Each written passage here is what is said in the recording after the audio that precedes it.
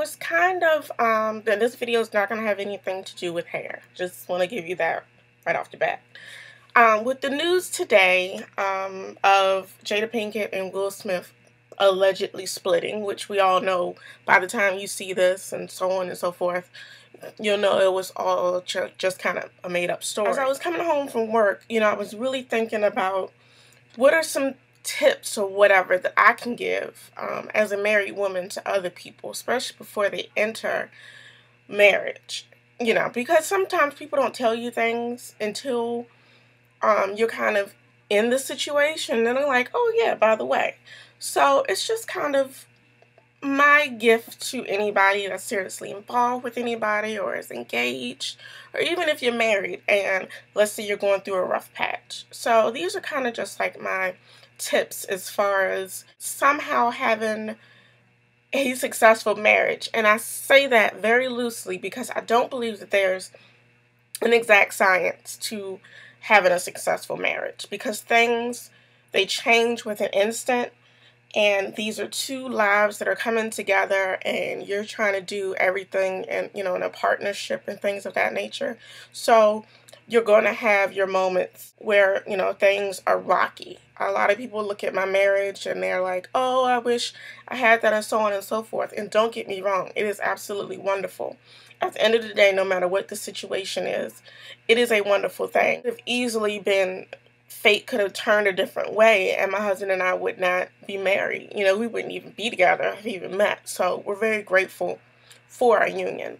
So there's not an exact science. So you're trying to wade, these waves of life, all the while trying to hold on to your partner's hand. So there is some difficulties, some headbutting, but there are some beautiful moments as well. So first, I would definitely suggest, before you even say I do, if you know that you and this person maybe just got engaged, or you guys know that we're going to be married here soon, there are definitely things that you need to discuss prior to getting married. I've heard of so many people that get into a marriage and then 3 years down the line it doesn't work out because an issue has come along, and the wife is having her, has her stance on the situation, the husband has his stance, and they can't come, to a meeting of the minds.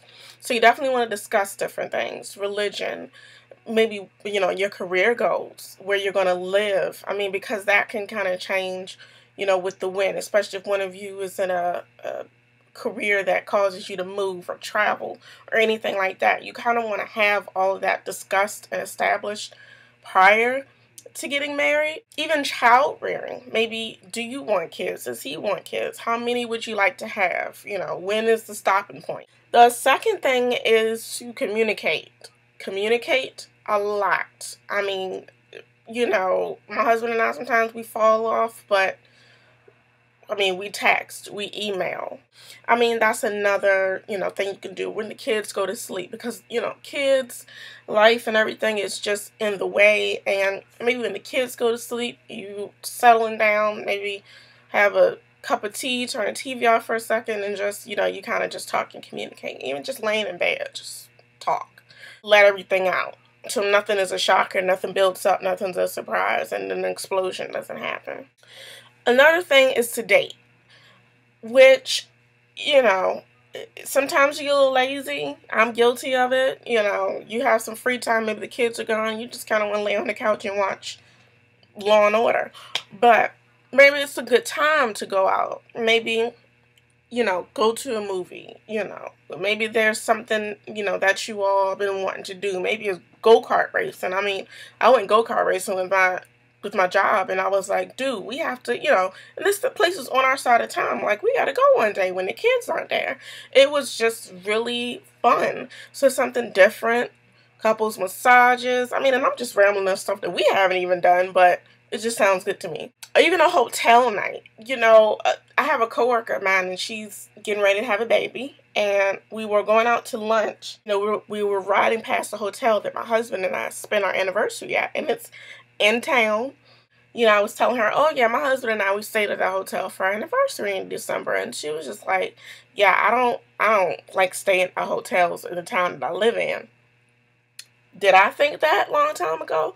Of course. But after you get married, you have kids and you can't go that far. Maybe you only have a babysitter for one night. Why not go to some place right in town, doesn't break the bank, and you guys are spending together the night in a nice hotel, alone, different atmosphere. It does something to the relationship. So those little things like that really help. People don't understand that. And of course, what I told her is, when that baby gets here, you will. You will.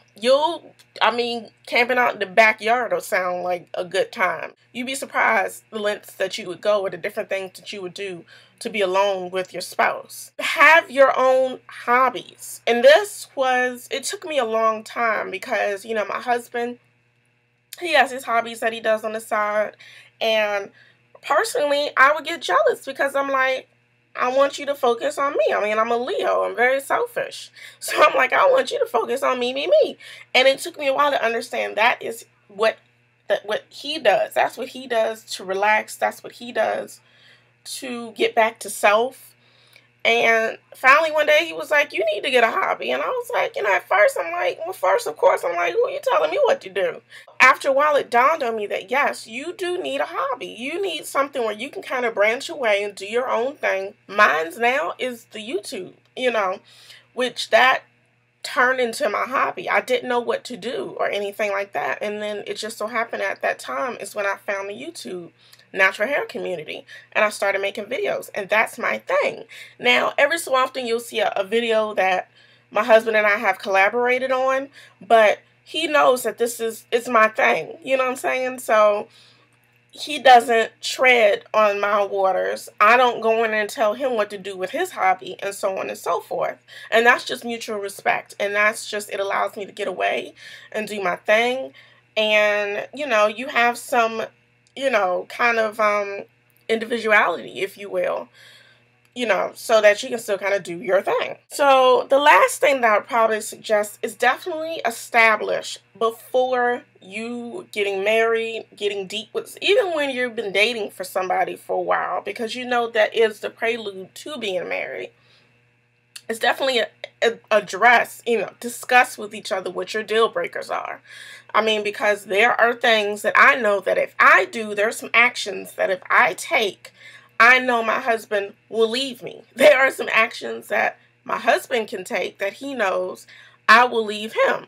I mean, there is just no coming back from that. That is the absolute end. And I think that's safe. So, I mean, those are definitely just some little, tips or whatever. And again, I'm going to say, believe me, we're not the Huxtables. You have your moments with any relationship, with any marriage. It's just there. You have to learn how to coexist with this person because, I mean, when you think about it, when you're getting married, you're hoping that, I don't like to hear the terms, he completes me, or he's my better half, or anything like that, because I feel like when we decided to marry, he was bringing 100% of him, and I was bringing 100% of who I am, and we're combining that. So that's just what our expectations or where our mindset were going into, the marriage.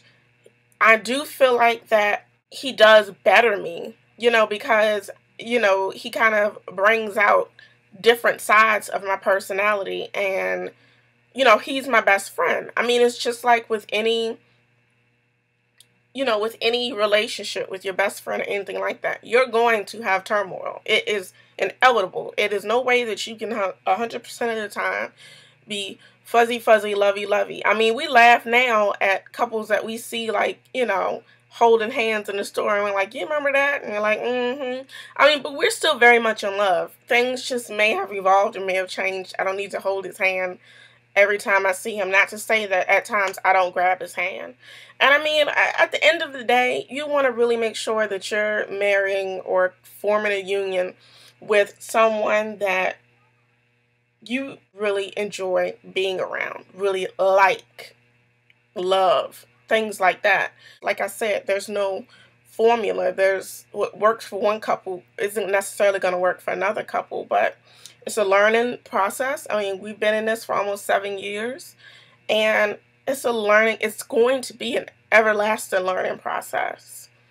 Like I said, people change, circumstances change, but you really have to know what you really want out of your partner. And a lot of things shouldn't be a surprise in your marriage, because then you've got a whole another can of worms that you're opening, and you really don't want to start your marriage with mess or with confusion. I had to learn how to coexist with somebody because I grew up with a single mother. You know, things of that nature, and things you won't realize until you've been in the marriage game for a while, and then you're like, oh, that's why I go off, because I'm not used to seeing anybody communicate with a man, you know. So maybe that's why, you know, maybe I ought to fall back. I'm popping off at the mouth, and maybe I need to fall back and get it together. So those are just my little marriage tidbits. Hit me up if you have any questions, but I'm glad they're still in love and they're married, and my heart can kind of go back down, because I was like, somebody catch me, they're breaking up, catch me, I'm passing out. So with that being said, I'll talk to you guys later. Bye.